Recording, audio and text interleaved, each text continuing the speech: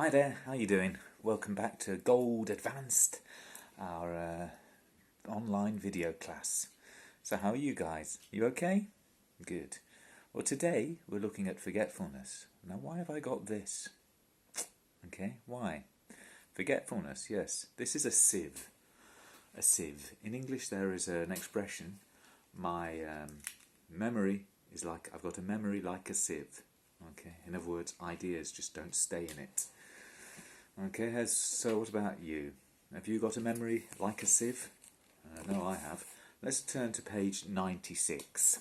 Okay, there are 4 comments about forgetfulness. Let's read through them. Is it true for you?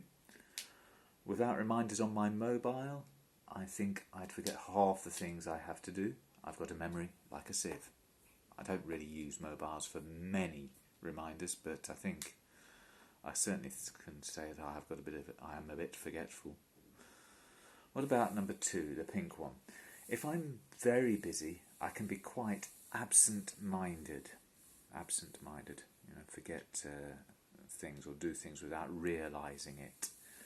I leave my keys at home, for example, or things like that.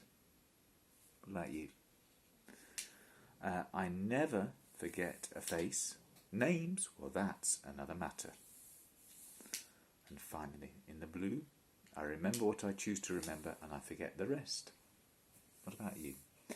Well, names are not a problem if we're looking at the green one for me, nor are faces. I've got quite a good memory in that respect. As for the second one, I'm afraid I tend to remember things I really wish I could forget. I don't know about you. I wish I could forget about COVID, but I'm afraid I can't. So we're going to we're going to listen to 5 people talking about forgetfulness. This is the multiple matching part 4 listening, okay, where you have 5 people talking about a similar theme and you have 2 tasks, 2 questions to answer. You have to connect the idea with the speaker. There are, in each case, 8 options for each task and only 5 speakers, so 3 are not needed.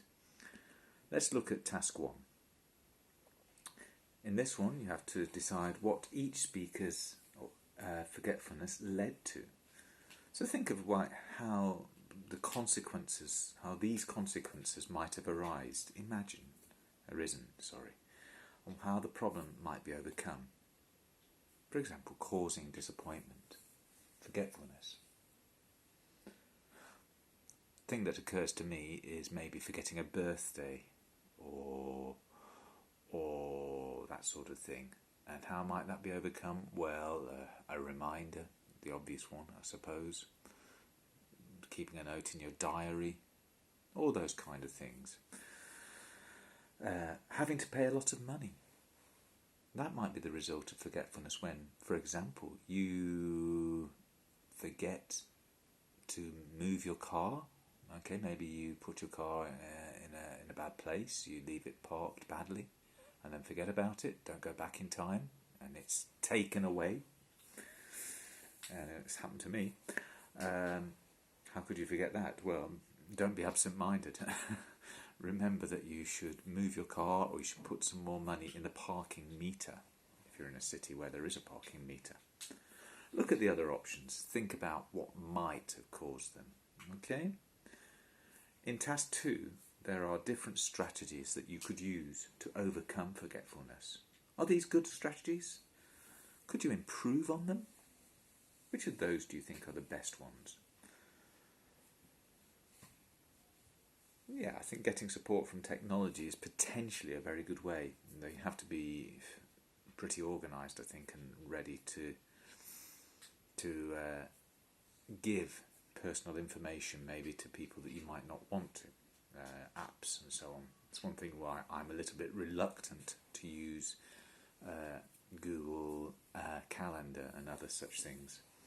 Keeping a record of a diary in a notebook is I think it's potentially a very good idea if you can be very systematic and do it regularly. The problem is remembering to do it.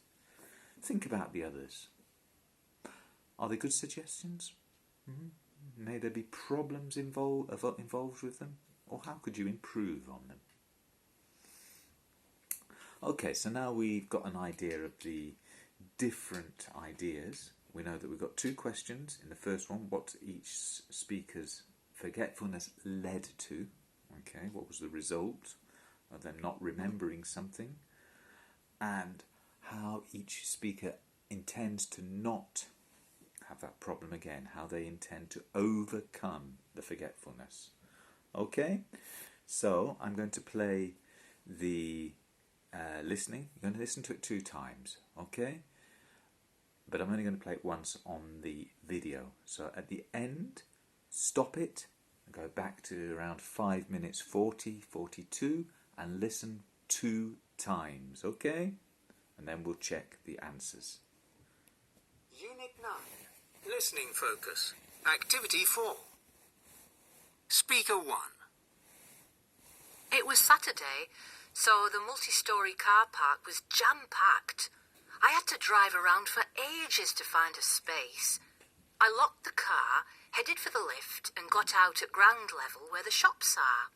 It was only then I realised I hadn't registered which row I'd parked in, or even which floor I was on. I think I finally got it through my own thick skull that the secret is to make a mental note of where I am. Everyone kept staring at me, hanging around in the car park on my own. I could feel myself blushing. When most of the other cars had gone, I finally found mine. Speaker 2. I've always had trouble remembering my girlfriend's cousin's name. What pops into my head first is Antoinette, and then I think it's Brigitte. I usually avoid calling her anything, which was what I did last time we met. I don't think she noticed, but my girlfriend certainly did, and she was not impressed. She would barely speak to me for the rest of the afternoon, which made me feel pretty uneasy, I have to say. Boy, did she ever give me a talking to when we got home. There's actually an old song about a girl called Bernadette, and the experts say using a song or poem sometimes does the trick. I'll give it a go. Speaker 3. I was actually really looking forward to our wedding anniversary, but I was so busy I put it right out of my mind. By the time I remembered, all the decent shops were closed, and I ended up downloading a couple of new albums I thought he'd like on iTunes when I got home. He'd bought me some pearl earrings. I could tell he was thinking our anniversary was so unimportant to me I'd let it slip my mind. He looked miserable, and I felt terrible. Apparently there's some kind of anniversary alert app you can get, and they'll send you messages with suggestions for gifts. I'll have to go for that next year instead of relying on my memory. Speaker 4. My sister used to put these little sticky notes all over the house with things she was trying to commit to memory. You'd find them on packets of cornflakes and on the bathroom mirror, everywhere you'd least expect them to be. That's what I should have done, because even if I put things down on paper, if there are lots of facts and figures and so on, I get them all muddled up. For this subject, there were heaps of dates and place names. I knew that if I didn't get them straightened out in my mind, my chances of getting a good mark in the final exam were out of the window, and it turned out that I was right. Speaker 5. There I was in a busy station in the middle of France, and I needed to get some change for the ticket machine and get to the airport, or I was going to miss my flight.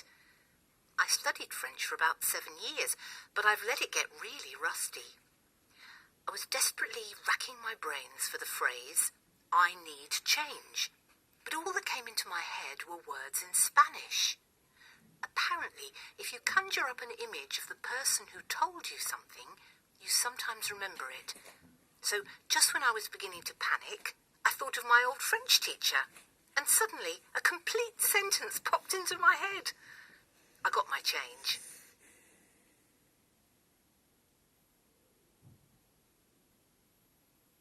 Okay.